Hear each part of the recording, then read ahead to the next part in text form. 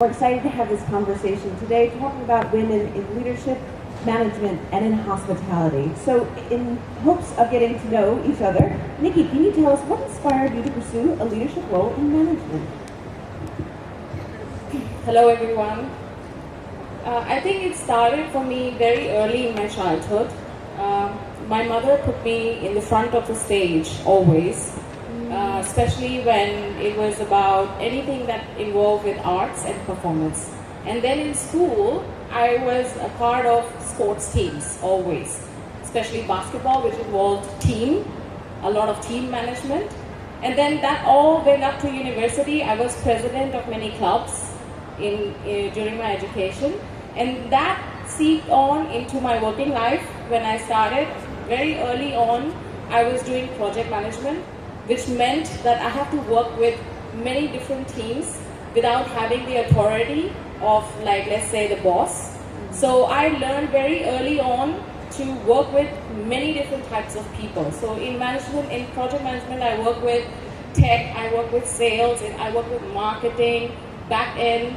So what I learned very early on is that you can get hard skills by your own effort, but management is so much about people. You really have to learn good communication skills, and that helped me to understand that, okay, this is the right way to go. I can learn about working with different types of people, and I did well in that area. So I pursued that path in my career. Amazing, and thank you for sharing about your journey and how you arrived here. So for those of you in the audience, if you have questions about becoming a leader, becoming a great manager, definitely share a question with Nikki at the end. And Noreen, can you tell us also what inspired you to pursue a leadership role in hospitality? Well, I didn't have the same sports experience that you had growing up. I think for me, I wanted to always make a difference. I wanted to make an impact. And as I went through my hospitality career, I realized the best way to do that would be to pursue leadership roles, to have influence, to be able to make an impact, and as I'm sure we're going to cover throughout the rest of this conversation, how I'm doing that today. Excellent. Thank you so much, Noreen. And again, for those in the audience, if you have questions about hospitality and how to make an impact in your chosen field that you're passionate about, definitely share those with Noreen at the end. So, Nikki, what role does networking, mentorship, and coaching play in advancing women's careers in management? So, I have been in this position as dean. It's very new. It's been like about 9 months. And prior to this, I was in management roles, but not at this level. And soon I realized that there are a lot of things that you need to learn from people outside of your own bubble. So when you have conflicts or challenges, it could be because of communication styles, it could be because of difference in culture, and that plays a lot in management. And a lot of the times we think that we can make the best effort and it's not working, but that means that something is wrong on the other side. But that's not true, and that's where coaching comes in. And I'm a really big proponent of coaching because I have started doing that, and what a coach helps you to do is see everything from the outside. They don't know your workplace, they don't know your co-workers, they don't know your family, they don't even know you that much. So they see it from a very perfect perspective, which is completely outside. They see the whole scenario of the challenges that you are facing, and they give a very good approach to how to solve problems. So I will tell anyone who goes in their life and gets into like senior management positions, and I'm definitely telling you that you will face a lot of challenges, and you will try your best to get through them. And a coach, I think, would be a very good idea to have in your life. And when it comes to students, let's say, we are trying, through our college, we are trying to give them the skills to go to events outside the university like this one and get to know people. That's where networking comes in.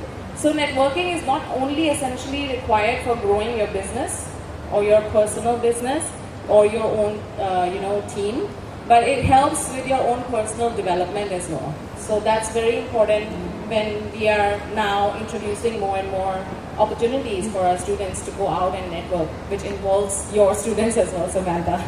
Amazing. And I like how you mentioned both challenges and opportunities. So in a prior panel discussion, we heard the same. Because when we have experiencing things that are difficult, of course we can find it to be challenging. But when we reframe it as an opportunity, how do we grow through that and from that? We can take that next level. And definitely it's a thing in leadership that we need to do often. So Noreen, can you tell us what role does networking and mentorship play in advancing women's careers in hospitality, specifically with regards to sponsorship? Thank you, Samantha. So yeah, I'm going to tackle this question two ways. So first is sponsorship, and next is visibility, which I'm sure we're going to talk about later also. So we just heard about mentorship, coaching, networking, but the other term that I really am advocating more for nowadays is sponsorship. So what is sponsorship? Sponsorship is when you, as a leader, are really invested and interested in someone else's career other than yourself, where you're going to be speaking up on behalf of those other individuals when they're not present in that room, putting them forward for opportunities when they themselves perhaps may not put themselves forward, or perhaps may not even be aware that this conversation is happening. So it goes beyond, as a mentor, you're teaching them, it goes beyond teaching, but really taking an active role in someone's career development. When it comes to networking and events like this at THAIFEX, to be able to be on stage is incredibly important, and I want to create as many opportunities as possible for women in particular. So it's great to be able to be at these type of conferences. And the panel that we had this morning on leadership, whilst it was all men, my hope is in the future it will be more of a gender balanced panel. So what are we doing today to encourage women to get ready for those kind of positions, be at these events, network, put yourself out there, say yes to speaking engagements. The panel that we just saw earlier, that was gender balance panel, which is fantastic, because we can hear different types of voices and hear different kinds of experiences as well. Amazing. And for those in the audience who think, I could never be on a stage like this, don't worry. You would feel nervous, but you can overcome that slowly over time. Things like this are possible. And advocating for people when they're not in the room is something that I see you doing all the time with your inspiring networking hospitality. It's just incredible. So Nikki, let's shift our question a little bit. From an academic perspective, how can education better prepare students for leadership in management in a global workforce? I think I'll reiterate my point from the first time, is that we as academicians are giving them skills in their particular degrees that they're studying, and those are hard skills. But the soft skills, I think, like people management, your communication style, all of this is extremely important for your success when you go further in your life. And as academicians, it's our responsibility that we give our students that space, that opportunity to learn about these things. And in our college, in our university, we are trying to introduce that more and more.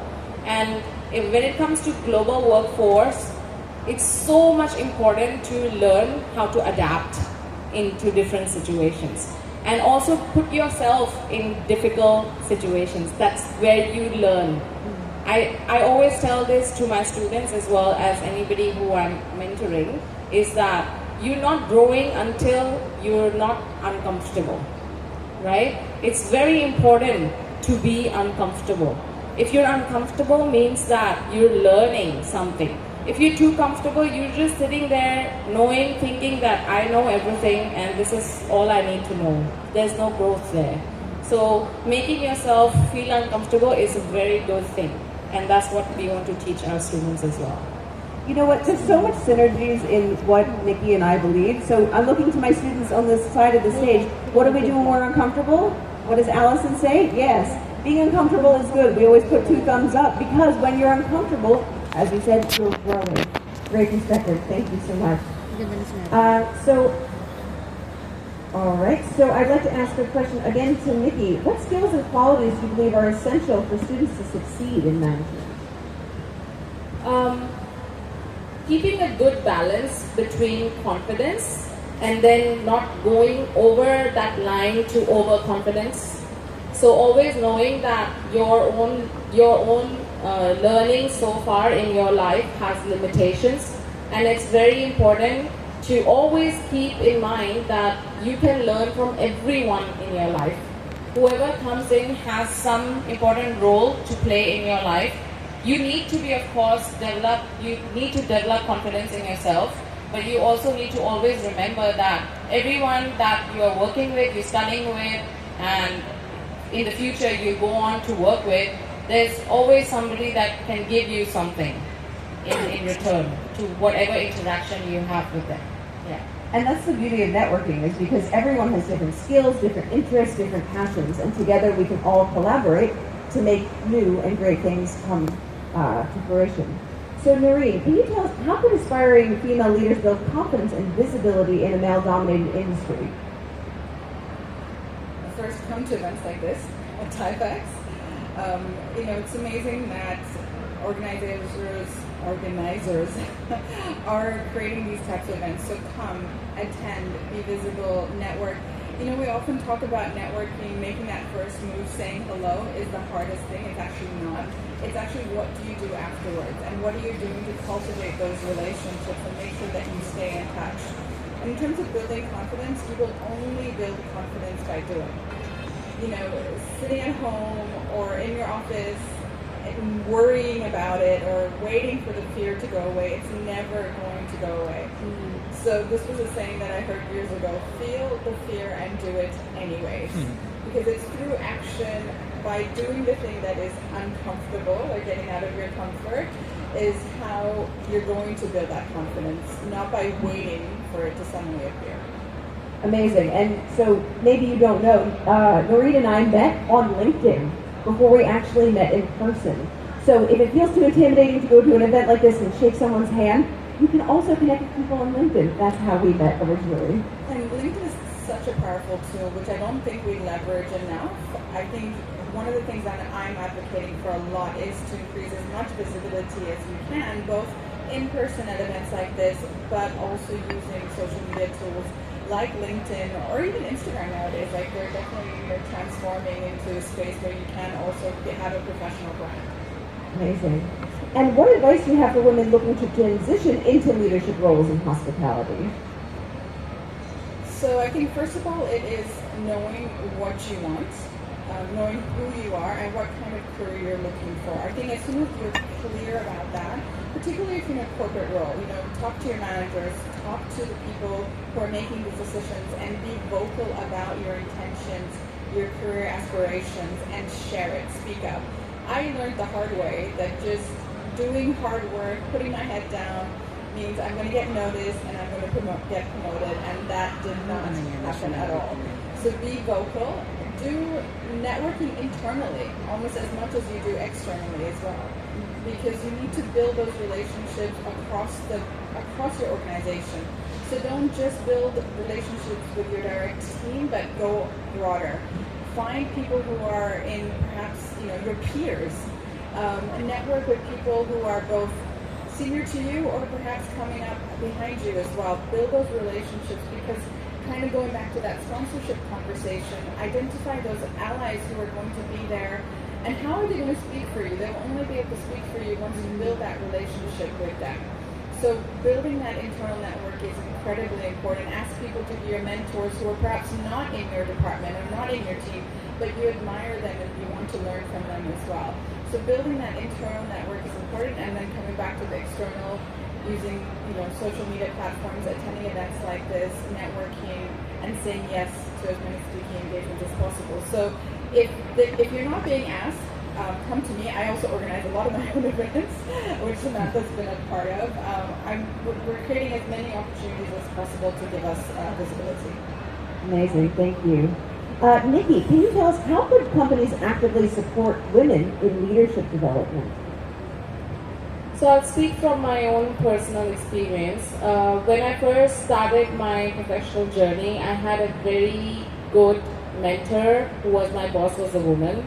And I learned from her the different ways that she handled the difficult situations at work, and also any kind of challenges that came because of gender bias, which happens quite a lot in companies. I learned directly from her how you deal with that in a non-confrontational way, and you keep your composure, you keep doing what you're doing, and you make sure that your effort shines higher than any bias that exists in the company. So, well, now that I am at Purdue University, I also see a lot of women in senior positions. So our president is a woman, and then among 5 vice presidents, three vice presidents are women. So organizations, when they are putting women and men in the right positions based on their credibility versus their gender or any kind of background, you see that it helps anyone in the lower positions to see that your effort will be rewarded versus anything else. So companies or organizations or universities, they have to show by example. It has to actually exist in the organization, not just in their, websites or communications that we support everyone. So it always shows up in actual practice. And then when people see that, and when they see that their effort will be rewarded, their whatever they're putting in will be supported, regardless of what's their background, that will always show up in the results of the organization. Inspiring. Thank you so much for sharing. And our last question is for Noreen. What does a good working environment really look like? How do you identify what that working environment is, and what does growth look like in that space? So in here, we're trying to look at what the future is and how we can build it together. For me, a good working environment is one where several things are happening. First, where you feel like you can be your true, authentic self, where you can bring your personality into the workspace, and to be able to speak up or challenge or ask questions in a way that perhaps you may not have felt in another circumstance, right? So being able to feel the confidence to be able to ask those questions. So what are companies and organizations doing to ensure it is an inclusive environment where people are feeling safe to be able to bring their challenges or questions into the workspace? And how do you do that? You do that by making sure that everyone is part of the conversation. So, simple things like having good facilitation skills within a meeting, right? Ensuring that not just the loudest voices are being heard, but ensuring that all the voices are being heard. Invite them into the conversation, especially if you notice someone is perhaps a little bit quieter than some of the others. Understand maybe, it needs to be in a one-to-one situation or in a group environment, or encourage your team members to, again, kind of going back to what we're talking about, challenging and pushing ourselves out of the comfort zone.